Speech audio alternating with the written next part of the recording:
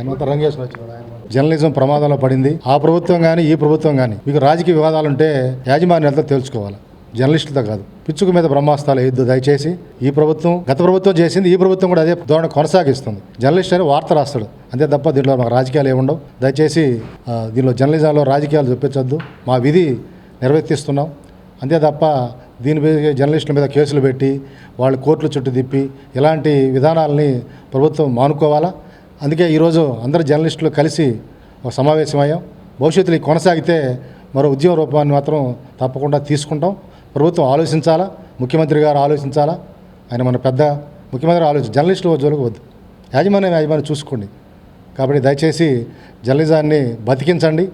అదేగా చాలా సమస్యల్లో ఉంది జర్నలిజం, దాన్ని బయటపెట్టే ప్రయత్నం చేయాలి తప్ప రాస్తున్న జర్నలిస్టులు ఏదో రాస్తున్న పేరుతో వాళ్ళని గొంతును వీళ్ళు చంపేయడం మాత్రం కరెక్ట్ కాదు. జర్నలిజాన్ని సంపద దయచేసి జర్నలిస్టులు బతకనివ్వండి, జర్నలిజాన్ని కూడా బతకనివ్వండి.